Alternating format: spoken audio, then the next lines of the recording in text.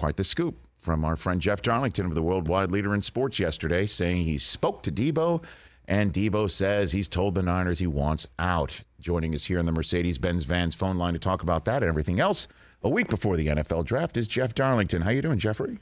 Well, hello, Rich. How are you doing? I'm doing fine. So, Deebo call you? You call Deebo? What happened? Deebo. I called Deebo. Okay. All right. Nice little chat. Hit him up, and then he just said, "Oh, by the way, I told the Niners I want out." That's right. Is that what it is? Is it a little? That's right. Little before hanging up. Little by the way. I was calling about something else.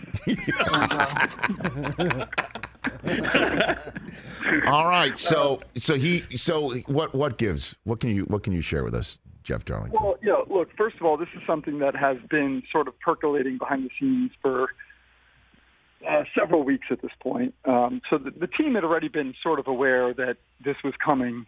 It was basically to the point where Deebo, I think, just really wanted people at this point, after washing his social media of any reference to the 49ers, taking it a step further and making it clear that he does in fact want to be traded.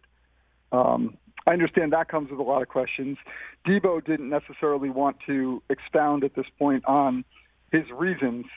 The one thing I will say, I think he's it's a little bit of a double-edged sword, because I know he's frustrated right now that the narratives that are floating around, basically people kind of guessing why he wants out. For instance, like he doesn't want to play running back anymore. I think those kinds of things are a little frustrating to him, although I don't know that that's necessarily the case. I don't think it's about necessarily being a running back. I think he's still fully willing to do all those things.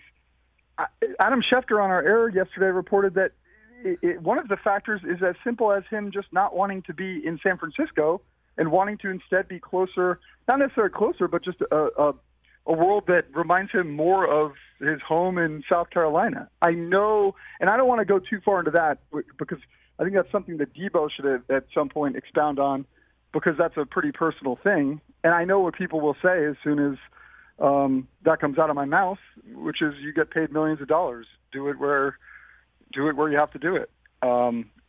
And that's where I think this thing probably gets a little more personal and probably reaches the point where Deebo himself at some point will have to sort of explain those feelings. So, I mean, and that's the issue here, Jeff Darlington, is obviously the why and how things can get rectified. That's one thing that 49ers most certainly cannot rectify. They cannot rectify where they play football, where they're located as a franchise in the National Football League, and one with several trophies in the case, I might add.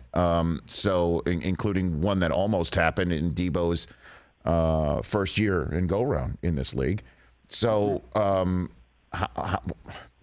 if it's not the running back thing, and let's just say it might be the close to home thing, can't money fix all that potentially?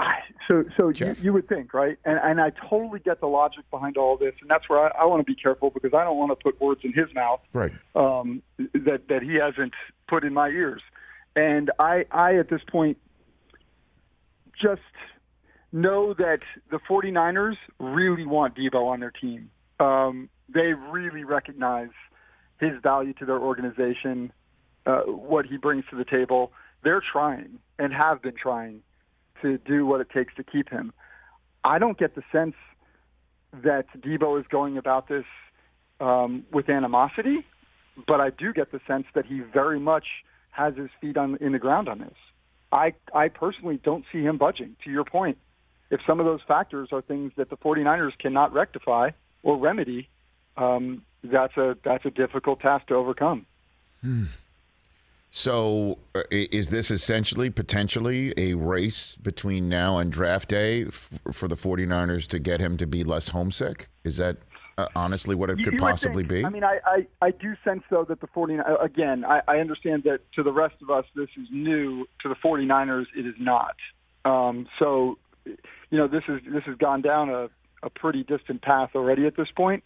That's not to say that they won't continue to try, but I do think that everyone senses that the draft is now 1 week away, and if you are going to remedy this situation in the way that means Deebo leaves the 49ers, it's going to be a lot easier before the draft than it is after, because after the draft, no longer do we know what kind of picks you're trading for until this next season completes itself.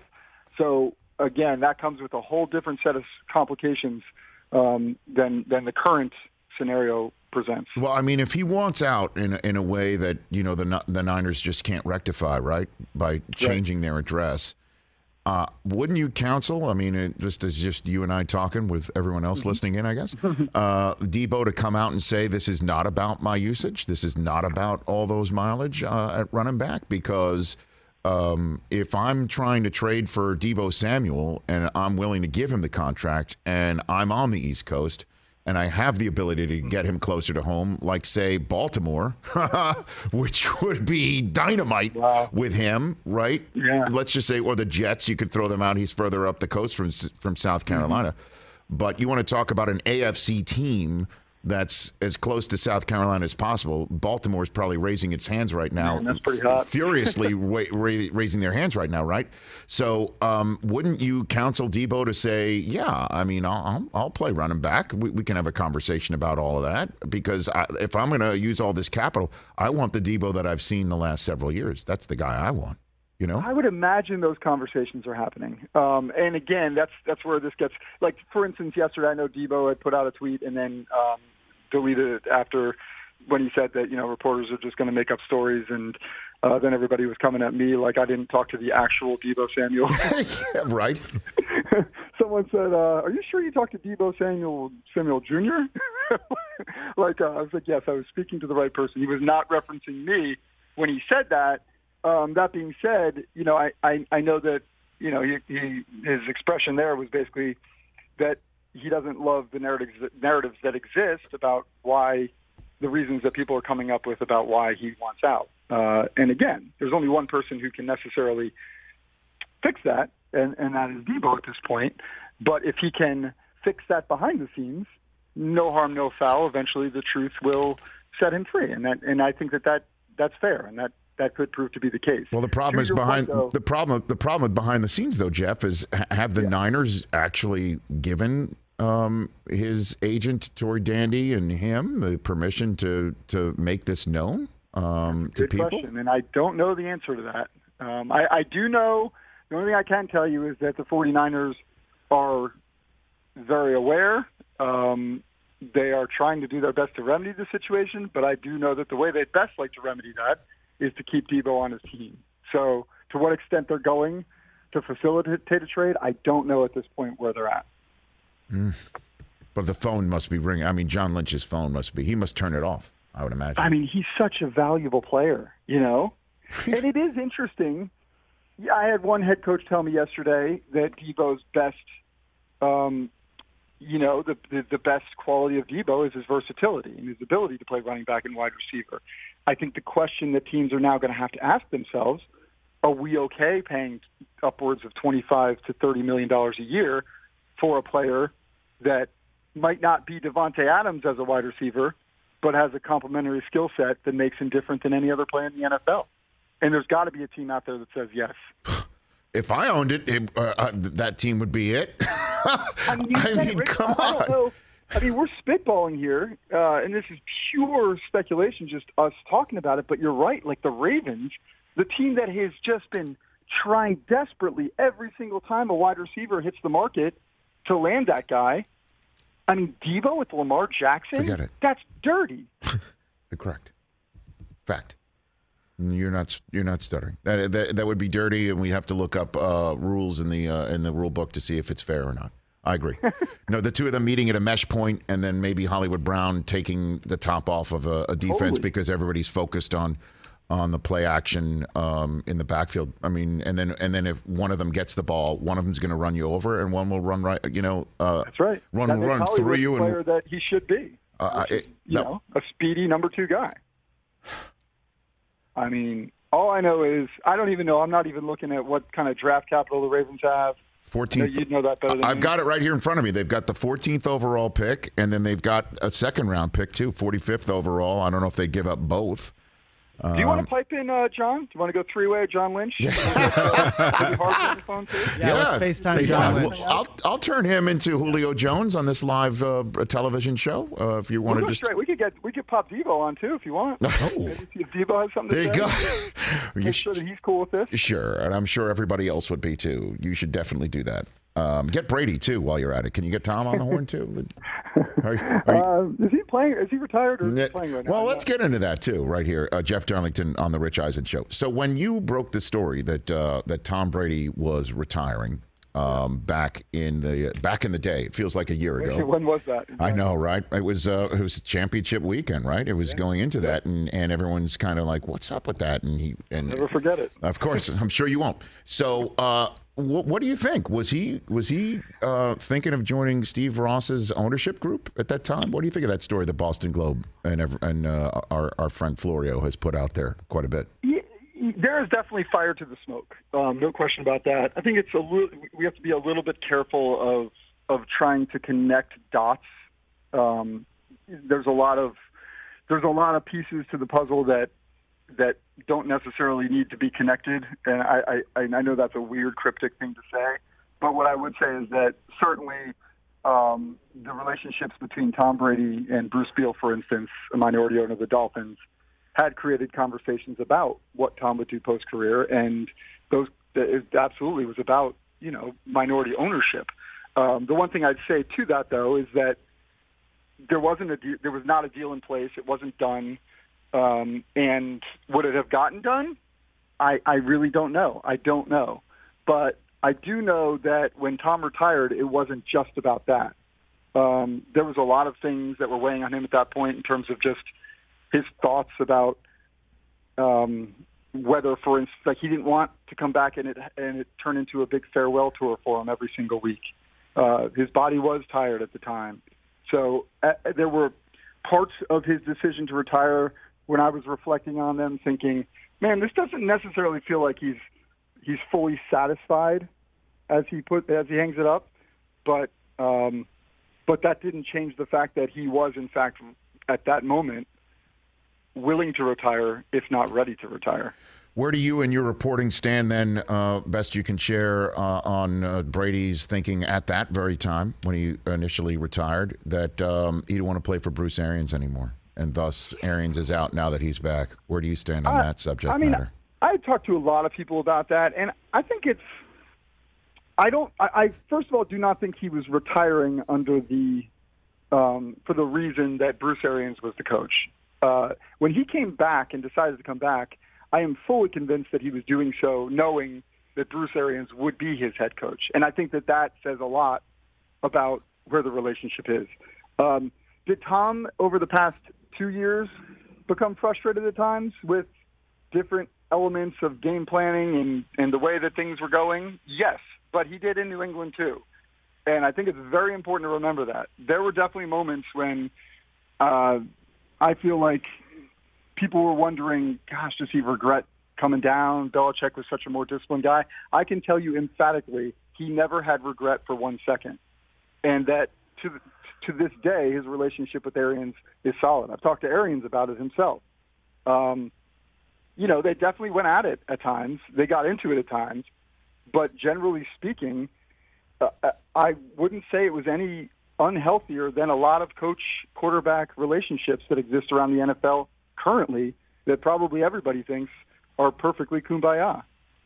So the Brady retirement and joining the Dolphins, and that did not happen because of the Flores lawsuit, do you think? See, that's the thing. I don't know that I would go so far as to say that. Could it have played a role in it? Certainly. But the deal wasn't done yet anyway. So it's still, a deal for minority ownership is elaborate, extensive, and complicated. The ink was not on the paper, and I do know that wasn't going to, the negotiations on that weren't going to get intense until after he retired.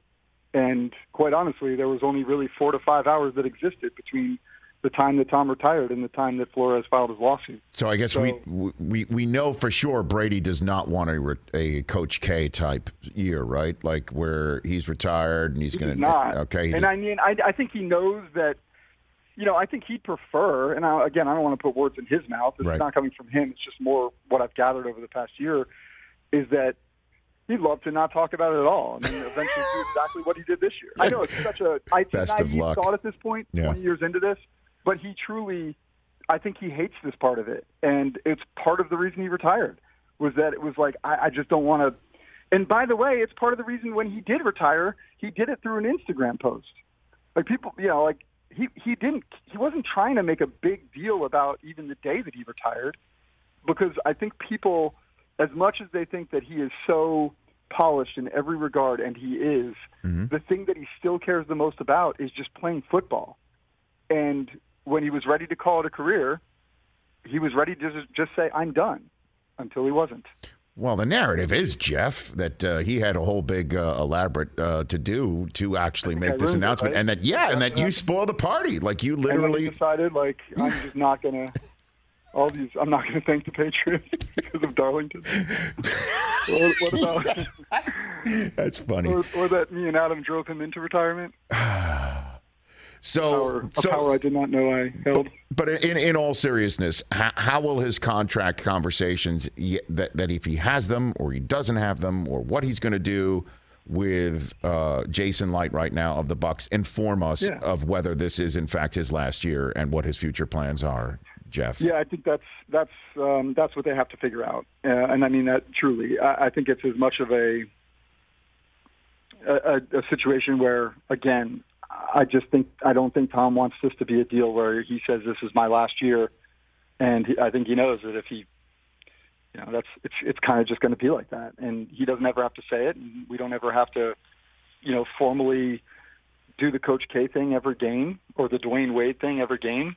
But look, when he left the field this year for the final time and week after that Rams game, I stood there knowing, kind of deep down in my gut, that was the last time I was going to see Tom Brady run out of that tunnel.